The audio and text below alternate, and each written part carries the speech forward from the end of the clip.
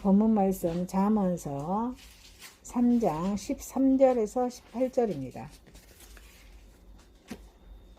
13절입니다. 지혜를 얻는 자, 명철을 얻는 자, 복이 있나니 이는 지혜를 얻은 것이 은을 얻는 것보다 낫고 그 이익이 정금보다 나음이니라. 지혜는 진리보다 귀하니 네가 사모하는 모든 것으로도 이에 비교할 수 없더라.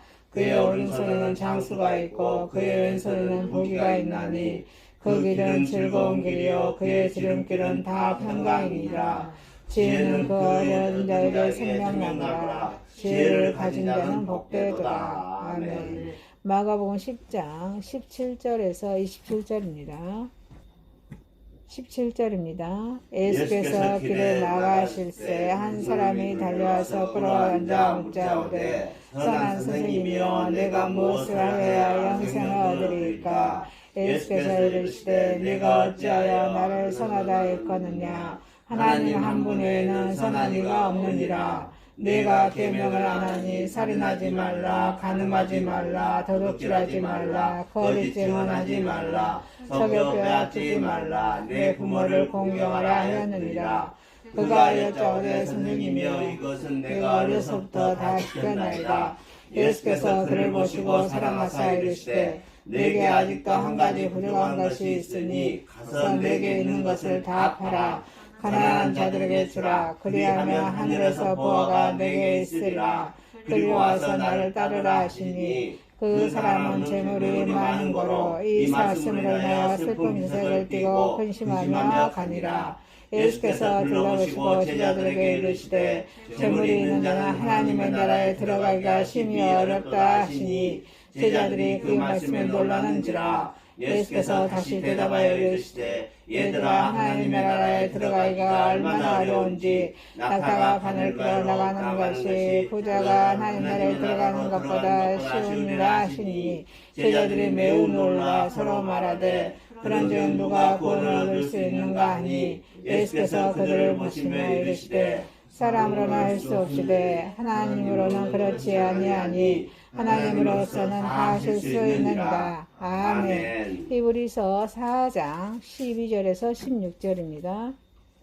12절입니다. 하나님의 말씀은 살아있고 활력이 있어 좌우의 날성 어떤 건봉보다도 예리하여 혼과 육과 및 관절과 골수를 찔러 쪼개기까지 하며 또 마음의 생각과 뜻을 판단하나니 지으신 것이 하나도 그 앞에 나타나지 않으며 없고 우리의 결산을 받을 시에 눈앞에 만물이 벌거벗은 것 같이 드러나느니라. 그러므로 우리에게 큰 대제자이시 계시니 승천하신 이 구원 하나님의 아들 예수시라. 우리가 믿는 도리를 굳게 잡을지어다. 우리에게 있는 대제사장은 우리의 약함을 동정하지 못하시리가 아니요 모든 일에 우리와 똑같이 시험받으시리라. 죄는 없으시리라. 그러므로 우리는 긍휼하심을 받은 때를 따라 돕는 은혜를 얻기 위하여 은혜의 보좌 앞에 담대히 나아갈 것이니라. 아멘.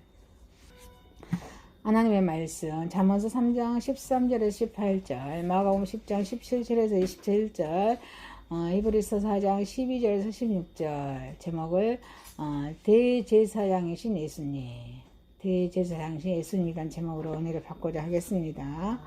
자, 첫 번째, 대제사장 예수님은 지혜입니다. 지혜, 그 가치와 복과 은총입니다. 대제사장 예수님은 지혜, 그 가치와 복과 은총입니다. 이 잠언의 본문서에 보면 지혜의 가치, 지혜로부터 얻을 수 있는 복, 그리고 지혜를 통한 은총에 대하여 이 잠언서에서 말씀하고 있습니다. 지혜는 세상의 어떤 보화보다도 이렇게 값진 하늘의 이런 보화입니다. 그렇지만 땅의 복도 약속하고 있고 실제적인 보화이고 또 무한한 축복이기도 합니다. 이 대제사장이신 예수님은 지혜, 그 가치와 복과 은총입니다. 자, 13절에 지혜를 얻는 자와 명철을 얻는 자는 복이 있나니. 자, 지혜와 명철을 소유한 자가 복이 있다 이렇게 말씀하고 있습니다.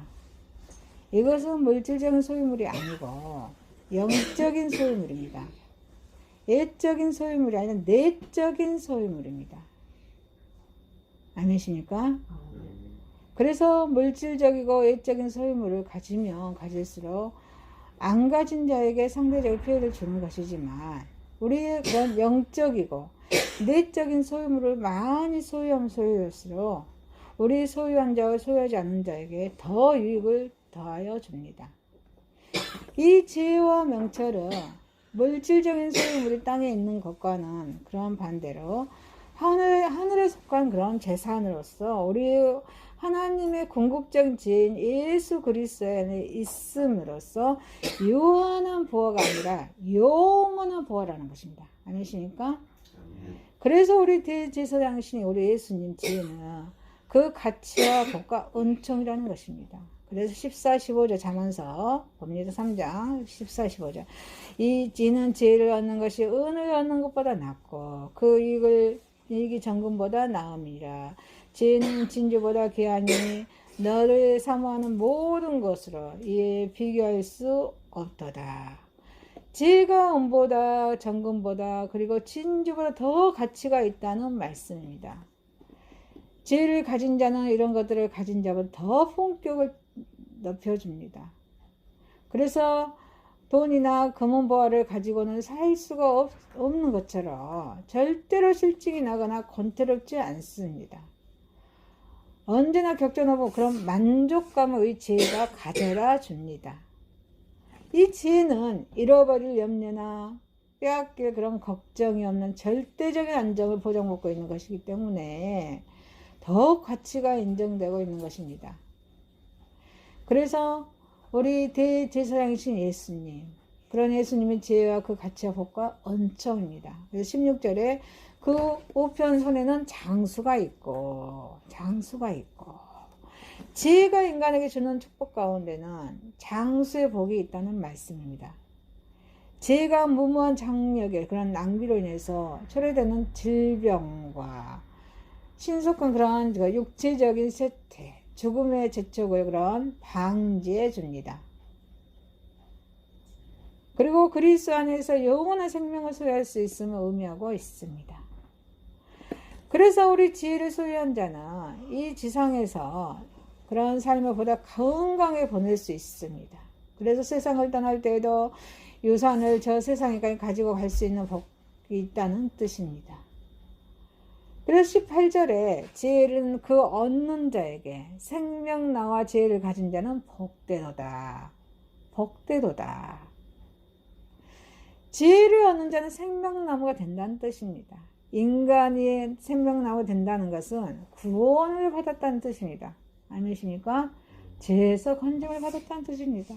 그래서 우리 지혜, 예수님 지혜는 예수 그리스도를 가리킵니다. 아멘이십니까? 아멘.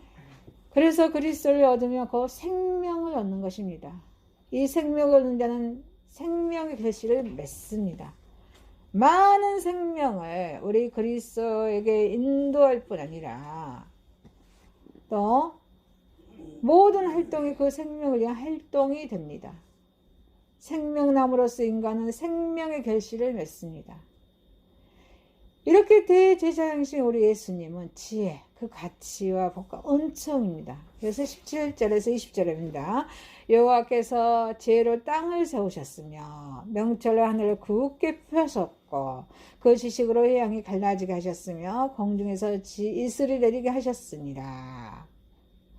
하나님께서는 지혜와 명철과 지식으로 이런 천지 만물을 창조하셨습니다. 지혜, 명철, 지식으로 창조하신 만물을 기르시고 하나님께서 운행하십니다. 하나님의 창조물은 모두 다 완전합니다. 그리고 이렇게 하나님의 창조물은 무수하게 많지만 질서가 없는 것이 하나도 없습니다. 다 질서가 있습니다. 그리고 하나님께 창조하신 모든 그런 만물은 굉장히 그런 속도로 운행하고 있습니다. 그리고 손상되면 파괴되지 않습니다. 독창적인 개성을 가지고 있다는 것입니다. 그래서 이 모든 것들은 하나님의 지혜와 명철과 이런 지식의 소산입니다. 이런 만물을 지혜로 창조하신 우리 하나님, 구원을 계획하신 우리 하나님께서는 인간의 만사를 모든 것을 지혜로 다스리십니다. 이렇게 다스리시면서 모든 인간들의 구원을 생각하고 계시다는 것입니다. 그래서 이 세상에 사악한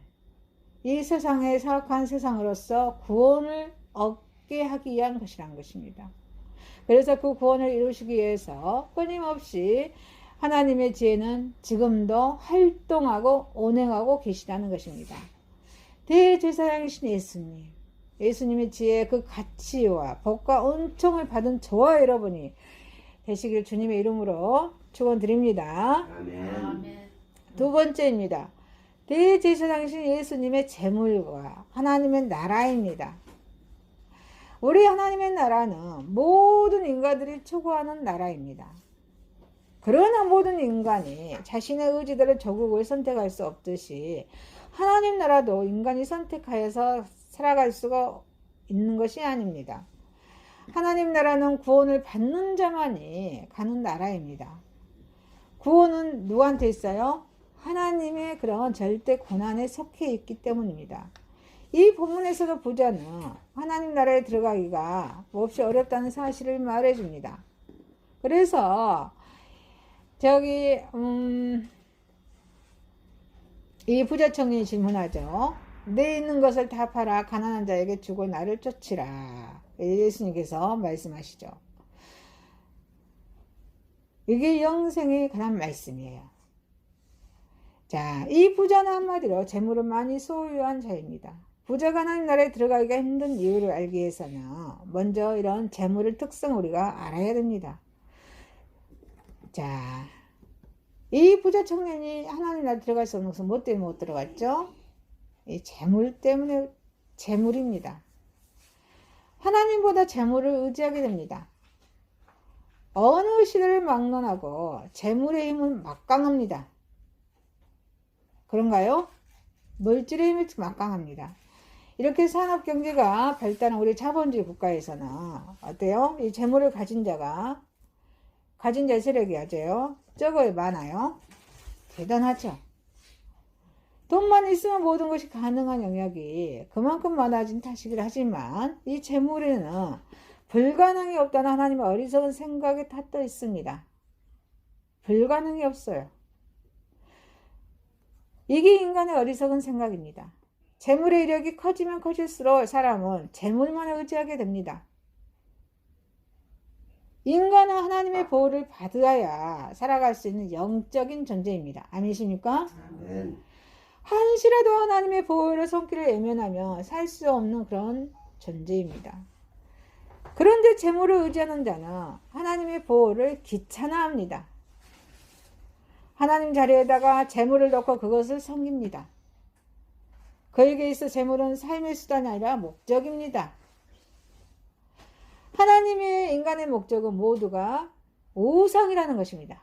우상입니다. 그래서 재물의 의지는 곧 우상 숭배라는 것입니다.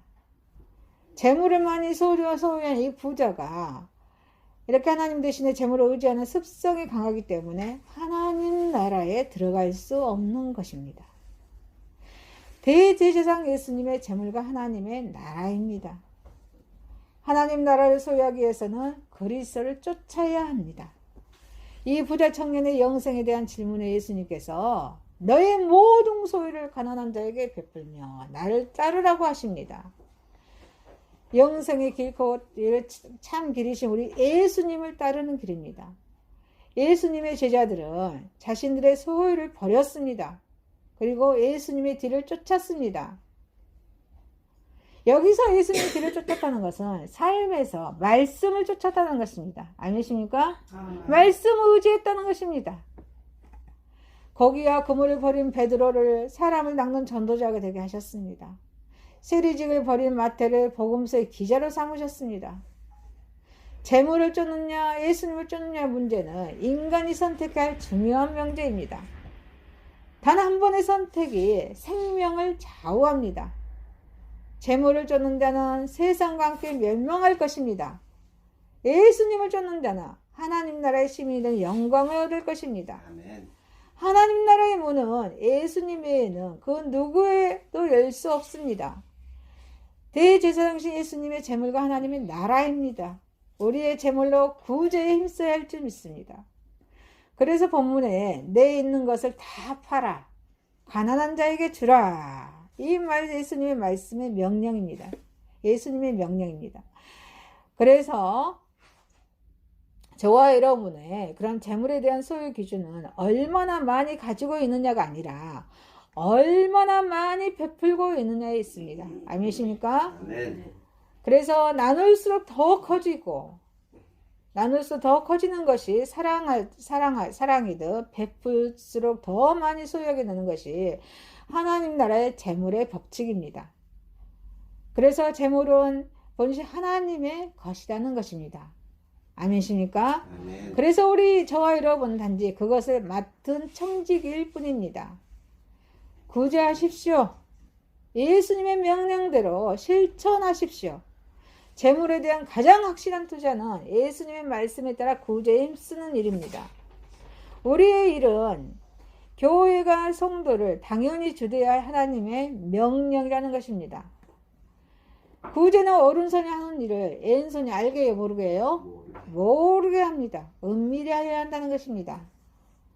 그래서 저와 여러분은 이런 선한 행실은 은밀한 중에 보시는 하나님께서 선한 우리가 행실을 함으로 누가 갚아줘요? 하나님께서 갚아주십니다. 대제사장이신 예수님의 재물은 예수님께서 말씀하십니다. 대제사장이신 예수님께서 말씀하십니다. 재물은 멀리하고 하나님 나라를 사모한다고 말씀하고 계십니다. 그래서 저와 여러분은 재물을 멀리하고 하나님 나라를 사모하는 저와 여러분이 되시길 주님의 이름으로 축원드립니다.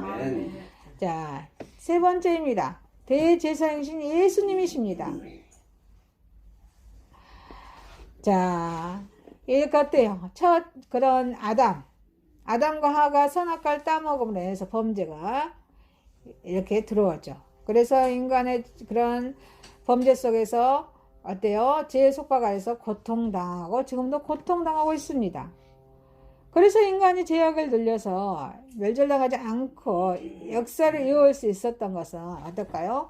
하나님의 사랑과 자비를 베풀어 주셨기 때문입니다.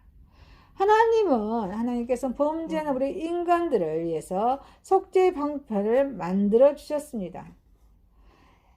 자, 이렇게 성별된 그런 제사장이신 우리 예수님을 통해서 속죄제물을 드리고 그런 제사함을 받았던 이런 구약시대의 그런 죄인은 이런 제사장을 통해서 이렇게 제 문제를 해결받았지만 우리 신약에 와서는 어떻습니까?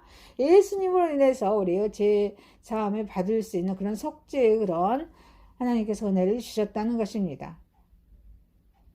그래서 이 하나님의 그런 독생자 우리 예수님을 세상에 보내주셔서 온 인류 모든 사람들의 죄를 담당하게 하신 것입니다. 오늘 히브리서 본문에서 이렇게 구원을 완성하신 우리 예수님을 영원한 제사장으로 증거하고 있는 것입니다. 아멘이십니까? 아멘. 영원한 대제사장이신 예수님을 구원을 완성한 자로 증거해주고 있습니다. 그래서 하나님께서는 구원을 계획하셨고 구원을 완성하시면 누구예요? 예수님이라는 수도 없이 말씀해 왔습니다. 대제사장이신 예수님이십니다. 예수님께서는 완전한 중보자이십니다. 그래서 우리 사도신경을 신앙 고백하다 보면은 어때요? 하나님의 우편에 앉으셔서 우리의 중보기도를 드립니다. 우리가 얼마나 이 어려운 시기에 서로 아픔을 안고 중보기도 합니까? 우리의 중보기도 할 때 우리 개인의 그런 이익을 위해서 중보하면 하나님께서 다 거르신다는 것입니다. 우리가 주님의 나라 의를 위해서 중보기도 드릴 때 하나님께서 예수님께 우리 중보기도를 하나님께 올리신다는 거죠. 그 중보기도를 하나님 예수님께서 하고 계십니다. 그래서 이 우리 예수님께서 이러한 일을 해주시고 계시기 때문에 예수님께 구원을 완성하셨다는 것입니다. 그리고 우리 예수님께서는 우리 늘 십자가에 죽으시고 3일만 부활하신 그 일을 하심으로 그 피 한 방울도 남기지 않으셨을 때 우리가 살아가면서 얼마나 어려움을 아십니까? 언어가 언성이 높아지고 또 통제가 다 잘 안 되고 내 마음대로 의지대로 안 될 때 저도 마찬가지입니다. 저도 인간인지라 제 막 음성이 막 나와버려요. 그렇지만 그럴 때마다 고통스러워요. 참으려면 고통스러워요. 그렇지만 누구를 바라봐요? 주님의 십자가를 바라봅니다. 그 주님께서는 우리 죄인의, 우리 인간들의 죄를 위해서 머리에는 가시 면류관 쓰시고 이 손에는 어째 못자국 대못을 박히셨어요. 대못을 박히시고 그 온몸에 인간으로 오신 예수님께서 그 피를 다 쏟아주셨다는 것입니다. 그게 속죄의 완성입니다. 여러분, 그렇게 여러분들도 하실 수 있겠습니까? 아멘. 피를 쏟아질 수 있겠습니까? 아멘. 언성이 높아지고 할 때 주님을 바라보십시오. 주님의 십자가를 바라보십시오. 그렇습니다. 그렇게 주님께서 이렇게 그런 십자가에 죽으시고 부활하신 그 주님이 구원을 완성하셨다는 것입니다. 그래서 우리는 백성들의 속죄를 자신의 죄를 사유받아야 했습니다. 하나님 앞에 나가기 위해서는 완전한 그런 안전치 못한 그 예수님의 피를 우리는 의지해야 합니다. 예수님의 피를 의지한다는 것입니다. 아니십니까? 그래서 우리가 누구를 정죄하고 판단하고 할 필요가 없다는 것입니다. 그건 큰 제약입니다. 과거는 잊어버려야 합니다. 과거는 드러내서도 안 됩니다. 왜요? 사탄 마귀는 과거를 드러내서 헌담하고 불평하고 의심하고 하기를 원합니다. 우리는 현재와 미래를 향해서 나아가야 한다는 것입니다. 아니십니까? 아멘. 하나님의 소망을 따라 하나님의 말씀을 따라 나아가야 한다는 것입니다. 예수 그리스도는 흠과 티가 전혀 없습니다. 죄가 없으십니다. 그래서 우리 인간과 똑같은 성경으로 이 땅에 오셨습니다. 사람으로 오셨다는 것입니다. 이게 믿어지십니까? 예수님이 사람으로 오셨다는 거 믿어지십니까? 하나님이신 예수님이 믿어지십니까? 이게 믿어져야 돼요. 이게 믿어져야 우리가 십자가를 바라볼 수 있다는 것입니다. 그래서 예수님께서는 늘 하나님 편에서 인간의 편에 조금 더 부족하면 중보기를 하고 계신다는 것입니다. 무엇보다도 인간을 위해서 속죄 제물이 되셨기에 우리 예수 그리스도는 인간과 하나님과 단절되었던 그런 관계를 회복할 수 있습니다. 여러분, 문제가 있으십니까? 문제가 있는 곳에는 예수님이 들어가야 됩니다. 그래야만 회복할 수 있습니다. 예수님의 사랑을 전하십시오. 나의 질병도 예수님께서 하셨습니다. 예수님께서 고쳐주셨습니다. 이런 증언을 할 수 있는 그날 속해 오시길 주님 축복드립니다. 아멘. 이렇게 범죄한 인간들에게 이 선고의 형벌은 죽음입니다. 그래서 하나님이 창조하신 만물 중에서 그 어떤 것과 바꿀 수 없는 생명을 상실하는 것은 그런 최고 형벌이 아닐 수 없습니다. 무섭잖아요. 영원히 구원받지 못하면 형벌입니다. 영원한 지옥 있잖아요. 여러분, 우리가 참 좋은 이 시대입니다. 이 어려움이 있잖아요. 어려움이 있지 않습니까? 예수님 의지함으로 하나님 말씀에 거한 이 고난도 이겨왔습니다. 이 고난을 이겨내고 지금까지 인도하신 우리 하나님이십니다. 이거를 선포할 수 있는 저 여러분 되시길 주님으로 축원드립니다. 예수님 흠과 티가 전혀 없으십니다. 그래서 인간들에게 속전이 되고 또 남음이 있습니다. 이렇게 예수님께서 당하신 고난은 온 인류가 담당해야 할 것이기 때문에 그런 인간과 동일한 육체를 지니신 우리 주님은 홀로 감당하기에 엄청난 고통이었죠. 그렇지만 우리 예수님께서는 죄인들에게 하나님과 화해할 수 있는 길을 열어주셨기 때문에 그 고통이 어때요? 이겨내셨다는 것입니다. 감당하셨다는 것입니다.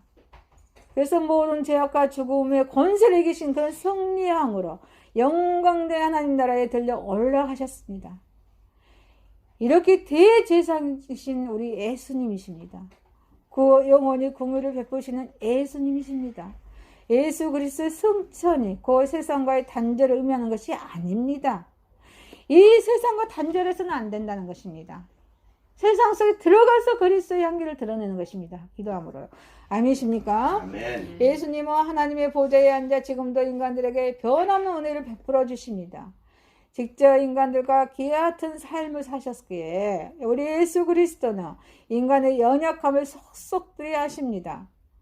끊임없이 자신을 추스리며 하나님의 구원의 땅에서 이루어질 그날까지 바른 신앙을 지키시고 몸부림치시는 우리 인간들에게 얼마나 위협당하고 좌절되었는지 우리 주님을 알고 계십니다. 그래서 우리 인간이 연약함을 고백하며 도움을 청할 때 우리 주님께서 애면하실까요? 애면하지 않으신다는 것입니다. 이 본문에서 증거한 것과 같이 우리 예수님께서는 우리 인간의 연약함을 동정하시고 도움을 구할 때마다 그때마다 은혜를 베풀어 주셨습니다. 그리고 예수님의 사랑을 확신하는 그런 담대한 믿음을 가진 자에게 심판의 순간까지도 변론하고 중보해 주실 것입니다. 그래서 16절 말씀하십니다. 그러므로 우리가 공문하심을 받고 때를 따라 돕는 은혜를 얻기 위하여 은혜를 그 은혜의 보좌 앞에 담대히 나아갈지니라.